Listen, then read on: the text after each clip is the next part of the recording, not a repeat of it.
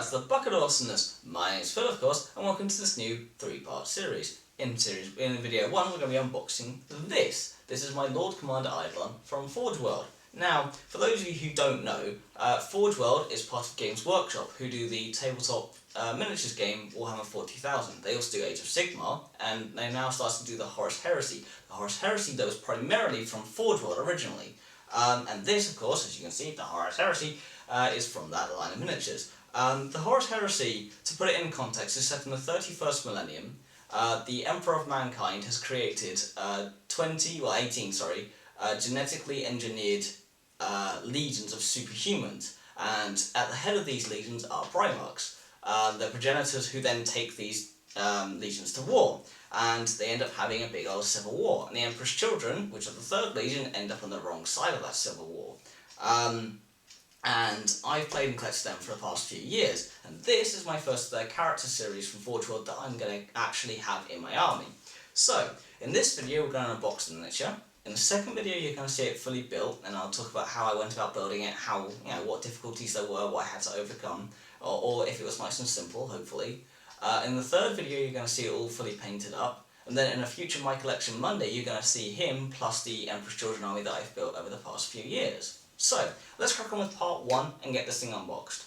So let's have a quick little look at the box before we open it then, shall we? So, on the front here, you've got the Horus Heresy logo stamped across the front.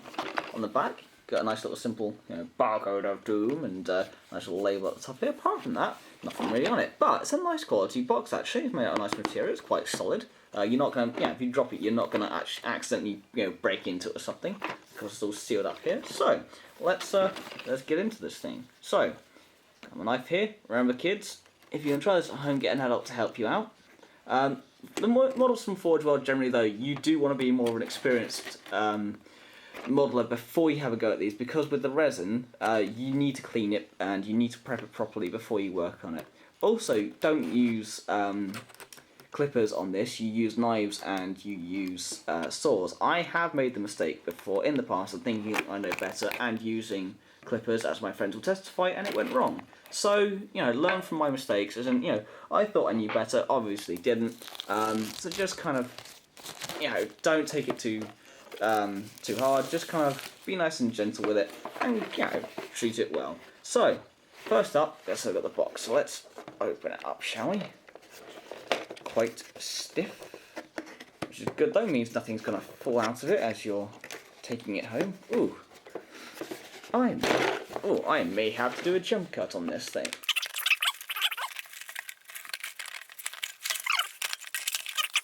That's the top of the box there.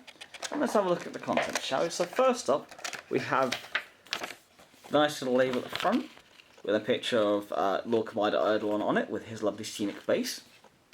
And then we have everything inside. So, open this up in here, and let's have a look at the miniature, shall we? So, first up, here's legs. Let's see if we can get, focusing on that. Yes! It's a lovely, beautiful sculpt on here. Being Lord Commander Eidolon, you have the Vox grill, the speaker grills there for his sonic blasters. You've got a nice little space on the back for his jump pack here. Yeah, it's lovely. No obvious miscasts or mismolds or anything. Seems to come out all night. Yes, it's lovely. Okay, second up, we have the first part of his back. So you have the cape. His lovely little cape here with lovely little detail. I don't know if you can make it out on the camera here, but look at that. Look at that lovely sculpted detail on there. That is beautiful. And of course, his jump pack will then fit nicely onto here. So, from there, we move on to his arms. So, wow, look at that. That shoulder pad is beautiful. That's stunning. Again, no obvious miscast or mismold. There's flash on it, of course, but you always get a bit of flash. Flash! Ah! And then, of course, on here, you've got a lovely 3rd Legion marking on here with his thunder hammer, his clawed hammer. Again, no obvious miscast or mismolds. Looking really lovely. Okay. On to the next bit. So this will be part of the base. Now this has got some lovely detail on it. Now I've seen the pictures but not actually seen it in person. To see it in person, this has got some absolutely stunning detail. I mean, if you make out on there all the battle damage that's on that bit. I think it's actually Contempt Pattern Dreadnought that's on the bottom there. Base, obviously standard. Foam out, and here is the other bit of the jump pack. So this is the rest of it. So like the originally introduced with the Sanguinary Guard, this is a single exhaust port jump pack with more sonic blasters on the front because you can't get enough of that with the Emperor's Children.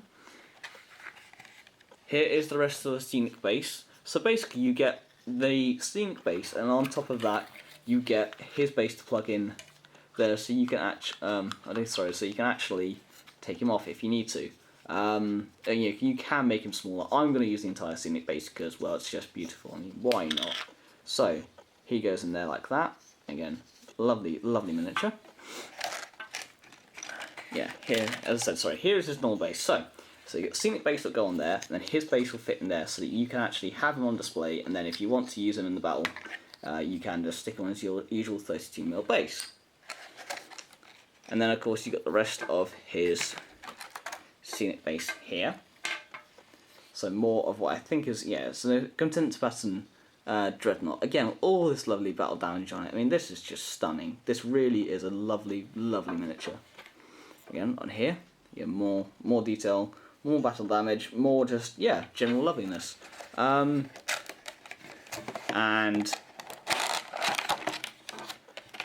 there should be finally, yes. A bit more detail here, and his heads. Now you get a choice of two heads with this. You can either have his bare head here, so no helmet, which, although it's a beautiful, let's try and get that focus in there. Although it's a beautiful sculpt, I do really like it. I personally would go with the helmet. All my other miniatures are helmeted, and you'll see that in the My Collection Monday. And just another couple of bits of details here and there. So that, for example, goes on the back of the hammer, and I'm not quite sure where that goes. I think it just goes on the leg greave. So, again, this is all the bits you need to make Lord Commander Eidolon. It's a lovely kit from Forge World, and for once, no obvious miscasts or mismolds, so I won't have to send anything back. Because unfortunately, that is one problem you do get with Forge World. You do get miscasts and mismolds, but their customer service is pretty good, and they will send you replacements. Yeah, don't forget to like, share and subscribe. Look out for part 2 when this is all built, and part 3 when it's all painted, and that My Collection Monday. So, keep tuned, subscribe, share, and I will see you next time. Goodbye!